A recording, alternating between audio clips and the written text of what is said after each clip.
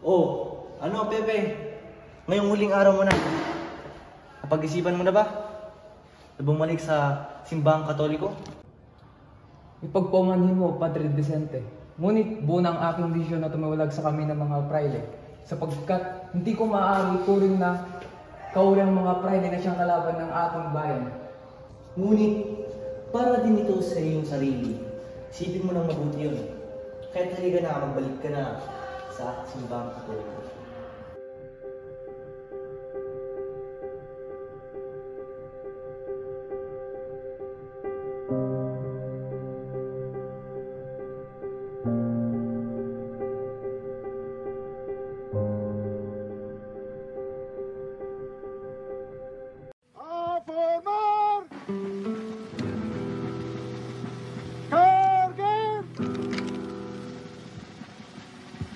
Apunte!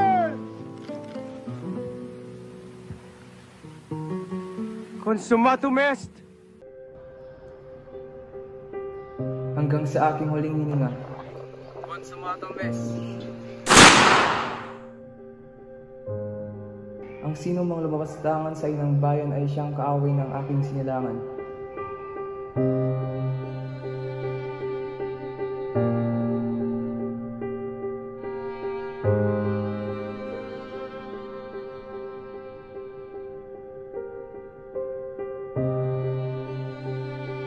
Mga kasama, makinig kayo sa akin. Kinalulungkot ko ang pagpanaw ni Rizal. Ngunit may maganda akong balita. Nagbalik loob na si Rizal bago siya pumanaw.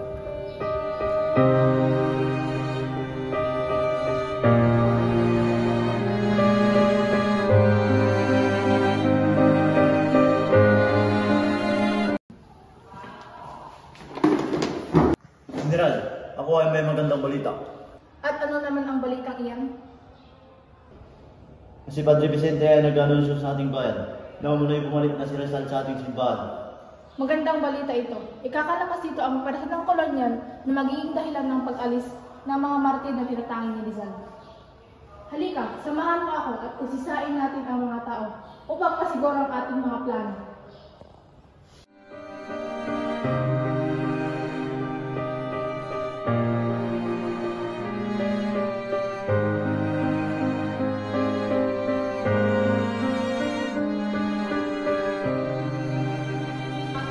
Nakakaawa ang nangyari sa ating kapatid na si Pepe. Oo nga. Ibinis niya ang kanyang buhay para sa ating bayan.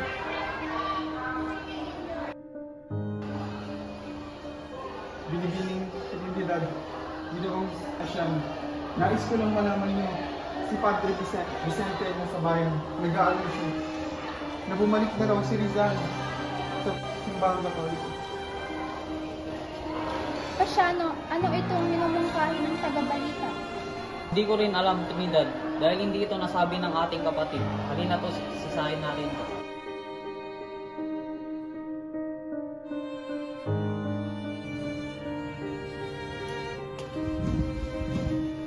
Padre, ano itong malalaman naming balita? Alam naman naming taliwas ang aming kapatid na si Pepe sa simbahang Katoliko. Trinidad, ang lakas naman ng loob mong pagsalita ng ganyan ang padre. Napakawalang respeto mo, Trinidad. May sulat na nagpapatunay na nagbalik loob na simbahang Katoliko si Rizal. Nasaan ang sulat? Sa ngayon, ang sulat ay nawawala kasi kinuha ito ng mga gobyerno. Ngunit, ako mismo ang nakasaksi na meron ang sulat na ginawa ni Rizal.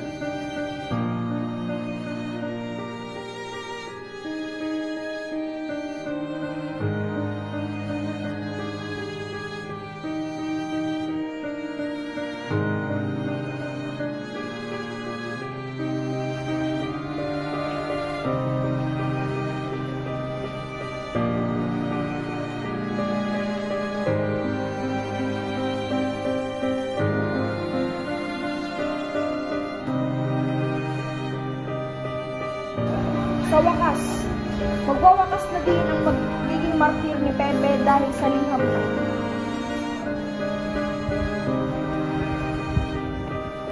Padre Vicente! Padre Vicente! Oh, ano yun? Padre Garcia? Ako'y may magandang balita. Natiyak na ito'y kakatuwa ng ating mga kasamahan. At ano naman ang inyong magandang balita, Padre Garcia? Ito nga ang liham ni Rizal na ating matagal nang hinahanap. Tiyak na ito'y kakagawa ng ating mga kasimulan. Ito nga yun. At saan mo naman ito natagpuan? Yan ay aking natagpuan sa isang silid aklatan. Ito ang liham na isinulat ni Rizal.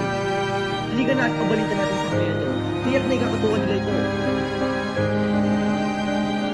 Tara, makinig ko sa akin.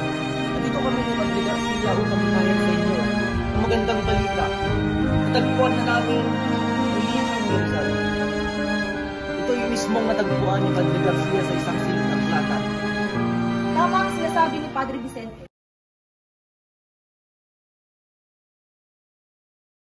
Mga kasama, hindi ba katakataka ang mga tinuran ng mga padre? Matapos ang ilang dekada, ngayon lang lalabas ang liham? Mag-isip kayo.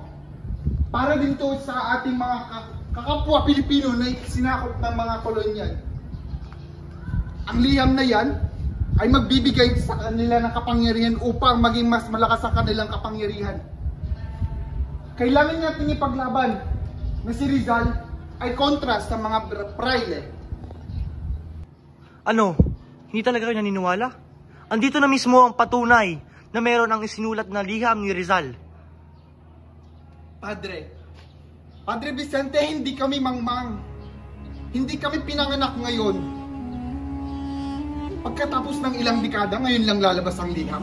Sa tingin mo, kalayaan namin ang aming pinoprotektahan. Hindi kami maniniwala sa basta tinurang ng isang kasapi ng isang praile.